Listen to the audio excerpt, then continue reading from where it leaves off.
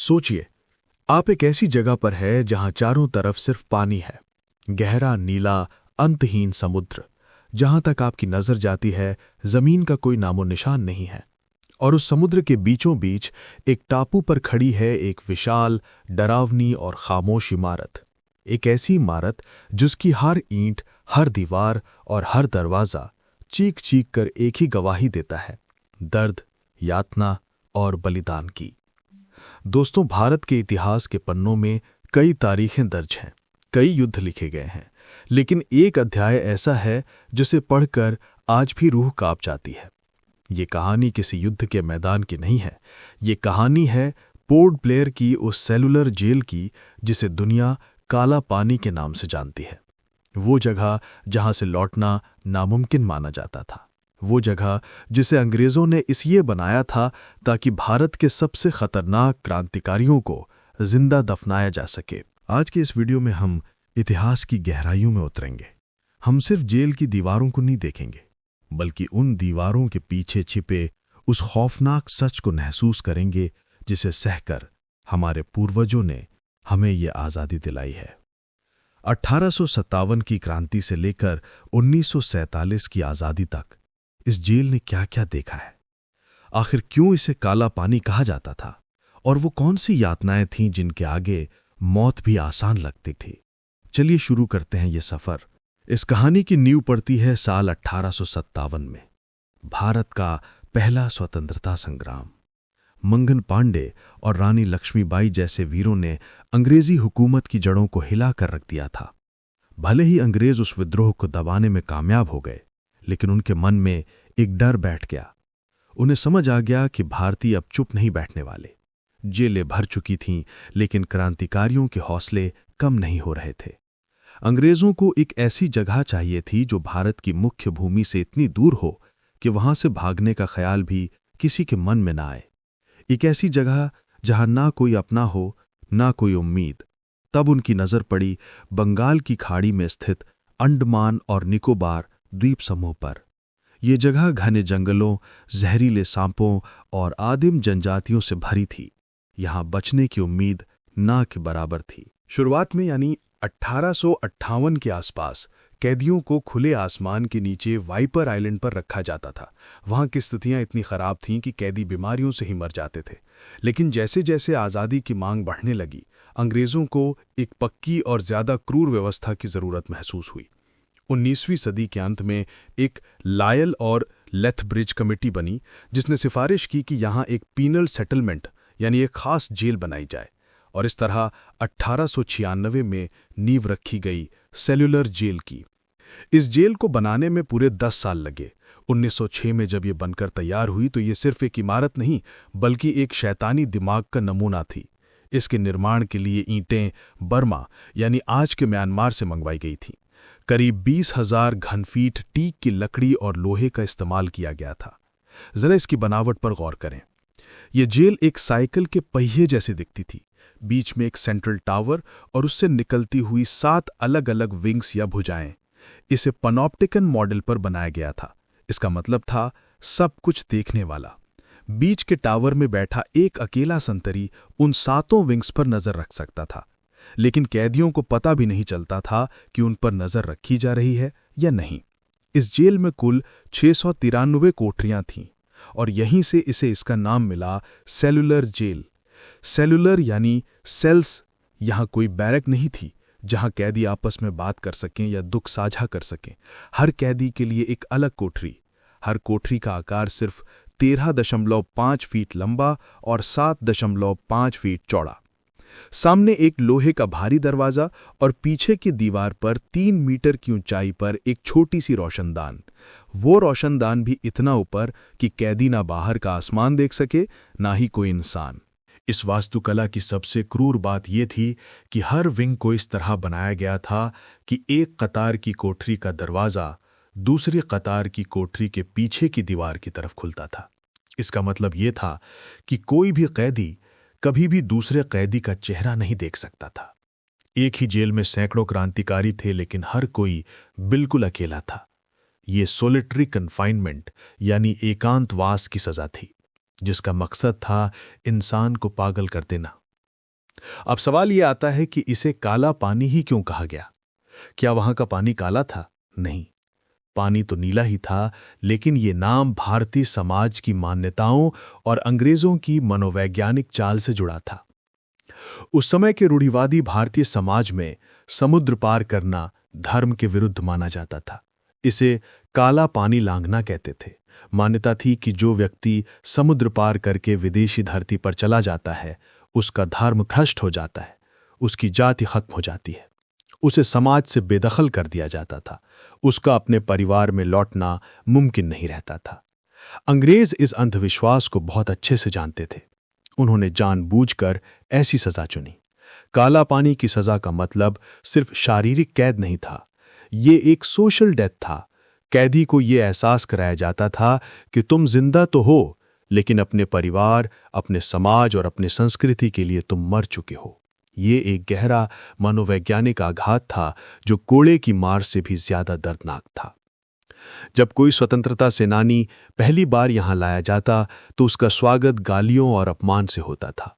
जैसे ही वे जहाज से उतरते, उन्हें लोहे की बेड़ियों में जकड़ लिया जाता, उनके कपड़े उतरवा लिए जाते और उन्हें टाट यानी जूट के बने मोटे खुरदुरे कपड़े पहनने को दिए जाते जो त्वचा को छील देते थे। हर कैदी के गले में एक लकड़ी की तख्ती लटकाई जाती जिस पर उसका नाम नहीं बल्कि उसका कैदी नंबर, सजा की तारीख और जुर्म लिखा होता था। यहां इंसान इंसान नहीं, बस एक नंबर बनकर रह जाता था। जेल का सबसे खूंखार जेलर था डेविड बैरी। वो अक्सर कहता था कि दीवारों के भी कान होते हैं, लेकिन यहां की दीवारों के पास दिल नहीं है। यहां सिर्फ मेरा कानून चलता है, भगवान का नहीं।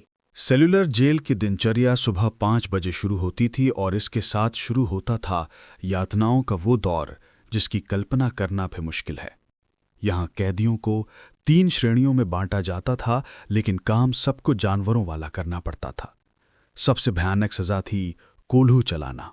आपने बैलों को कोल्हू में घूमते हुए देखा होगा जिसे तेल निकाला जाता है, लेकिन सेल्यूलर जेल में बैलों की जगह भारत के पढ़े लिखे विद्वानों, कवियों और क्रांतिकारियों को जोता जाता था। नियम बहुत सख्त था। हर कैदी को दिन भर में 30 पाउंड नारियल का तेल या 10 पाउंड सरसों का तेल निकालना होता था। ये मात्रा इतनी ज्यादा थी कि एक स्वस्थ बैल भी इसे आसानी से पूरा नहीं कर सकता था, लेकिन इन कमजोर, भूखे और बीमार कैदियों को ये काम हर हाल में शाम तक पूरा करना होता था। तपती धूप, उमस भरी गर्मी और शरीर पर मोटे टाट के कपड़े। वे कोल्हू खींचते खींचते गिर जाते, बेहोश हो जाते, मुंह से खून आने लगता, लेकिन रुकने की इजाजत नहीं थी। अगर कोई रुकता तो संतरी उन पर कोड़े बरसाते। पानी मांगने पर उन्हें गालियां मिलती। कई बार कैदी तेल के कोल्हू में ही गिरकर मर जाते थे। ये सिर्फ काम नहीं था, ये शरीर को निचोड़ लेने वाली प्रक्रिया थी। इसके अलावा नारियल की जटाओं, कोयर, को कूटने का काम दिया जाता था। सूखे नारियल के छिलकों को लकड़ी के हथौड़े से तब तक पीटना होता था जब तक वे रेशे न बन जाएं। इससे रस्सी बनाई जाती थी। ये काम इतना कठिन था कि कैदियों के हाथों से खून बहने लगता, हथेलियों की चमड़ी उधड़ जाती, लेकिन उन्हें रुकने नहीं दिया जाता था। जो कोटा पूरा नहीं कर पाता उसे रात में खड़ी हथकड़ी की सजा मिलती, यानी कैदी को दीवार से सटाकर हाथों को ऊपर जंजीर से बांध दिया जाता। वो पूरी रात न बैठ सकता था न सो सकता था, बस लटकता रहता था, और इस हालत में उसे अगले दिन फिर वही काम करना होता था। जेल में मिलने वाला खाना ऐसा था जिसे जानवर भी न खाएं। रोटियां जली हुई या कच्ची होती थीं, दाल में पानी ज्यादा और दाल कम, और अक्सर उसमें कीड़े और कंकड़ तैरते मिलते थे। सब्जी के नाम पर जंगली घास उबाल कर दी जाती थी। पीने का पानी सीमित था। पूरे दिन की मेहनत के बाद सिर्फ 2 छोटे बर्तन पानी मिलता था। नहाने के लिए तो हारा समुद्री पानी इस्तेमाल करना पड़ता था, जिससे शरीर पर लगे घाव और ज्यादा जलने लगते थे। शौच की व्यवस्था और भी अमानवीय थी। कोठरी के अंदर ही मिट्टी के 2 बर्तन रखे जाते थे। संतरी कैदियों को तंग करने के लिए सुबह दरवाजा देर से खोलते थे, जिससे कैदियों को उस गंदगी के साथ ही घंटों बंद रहना पड़ता था। बीमारी की हालत में कोई दवाई नहीं दी जाती थी। मलेरिया और पेचिस से कैदी तड़प तड़प कर मर जाते थे। लेकिन दोस्तों, अंग्रेजों की ये तमाम क्रूरता भी हमारे वीरों की आत्मा को नहीं तोड़ पाई। इस नर्क के अंदर भी प्रतिरोध की मशाल जलती रही। वीर सावरकर यानी विनायक दामोदर सावरकर को यहां 1911 में लाया गया था। उन्हें 50 साल की सजा सुनाई गई थी, 2 जन्मों का कारावास। सावरकर जी को सबसे खतरनाक कैदियों की श्रेणी में रखा गया था। उन्हें कागज और कलम देने की मनाही थी, लेकिन उन्होंने हार नहीं मानी। उन्होंने जेल की दीवारों को ही अपना कागज बना लिया। वे पत्थरों के टुकड़ों और कांटों से दीवारों पर कविताएं लिखते, उन्हें याद करते और फिर मिटा देते ताकि अंग्रेज उन्हें देख ना सके। कहा जाता है उन्होंने दीवारों पर 6000 से ज्यादा कविताएं लिखीं। इस जेल ने कई ऐतिहासिक भूख हड़तालें देखीं। सबसे प्रमुख थी 1933 की भूख हड़ताल। कैदियों की मांग थी कि उनके साथ राजनीतिक कैदियों जैसा व्यवहार किया जाए, उन्हें पढ़ने के लिए किताबें और रोशनी दी जाए। इस हड़ताल में एक ऐसा नाम है जिसे हम अक्सर भूल जाते हैं, महावीर सिंह, भगत सिंह के साथी। महावीर सिंह ने प्रण लिया था कि वो अंग्रेजों के हाथ से खाना नहीं खाएंगे। उनके भूख हड़ताल को तोड़ने के लिए अंग्रेजों ने क्रूरता की हदें पार कर दी। जब वे बेहोश हो गए तो डॉक्टर्स और सिपाहियों ने उन्हें जबरदस्ती जमीन पर लिटा दिया। एक ने उनके हाथ पकड़े, दूसरे ने पैर और तीसरे ने उनका सिर दबाया। फिर जबरदस्ती उनकी नाक में रबड़ की नली डाली गई ताकि दूध और चीनी का घोल पेट में डाला जा सके। महावीर सिंह संघर्ष कर रहे थे। इसी हाथापाई में नली भोजन नली यानी एसोफेगस की जगह सांस की नली विंड पाइप में चली गई। दूध सीधा उनके फेफड़ों में भर गया। महावीर सिंह तड़पने लगे, उनका शरीर नीला पड़ गया। कुछ ही देर में भारत मां का ये लाल हमेशा के लिए शांत हो गया। अंग्रेजों को डर था कि अगर उनकी मौत की खबर बाहर गई या बाकी कैदियों को पता चली तो विद्रोह हो जाएगा। इसलिए रात के अंधेरे में चुपके से उनके शव को एक पत्थर से बांधा गया और समुद्र में फेंक दिया गया। कोई अंतिम संस्कार नहीं, कोई विदाई नहीं, सिर्फ गहरा खामोश समुद्र। समय का चक्र घूमा और 1942 में दूसरा विश्व युद्ध अपने चरम पर था। जापान ने अंडमान और निकोबार द्वीपों पर कब्जा कर लिया और अंग्रेजों को वहां से खदेड़ दिया। 1943 में नेताजी सुभाष चंद्र बोस वहां पहुंचे। उन्होंने सेल्यूलर जेल का दौरा किया और पहली बार अंडमान की धरती पर भारत का तिरंगा फहराया। उन्होंने इन द्वीपों का नाम शहीद और स्वराज द्वीप रखा। ये एक ऐतिहासिक पल था। पहली बार लगा कि गुलामी की जंजीरें टूट रही हैं, लेकिन ये आजादी अधूरी थी। जापानियों का शासन भी कम क्रूर नहीं था। शुरू में वे मुक्तिदाता बनकर आए, लेकिन जल्दी वो भी अत्याचारी बन गए। उन्होंने भी जेल का इस्तेमाल किया और हजारों बेगुनाह भारतीयों को जासूसी के शक में मार डाला। डॉक्टर दीवान सिंह कालेपानी जैसे लोगों को जापानियों ने ही यातनाएं देकर मार डाला था। ये सेल्यूलर जेल का इतिहास का एक और काला अध्याय था। 1945 में विश्व युद्ध खत्म हुआ और जापानियों ने आत्मसमर्पण कर दिया। अंग्रेज वापस आए, लेकिन तब तक भारत की आजादी तय हो चुकी थी।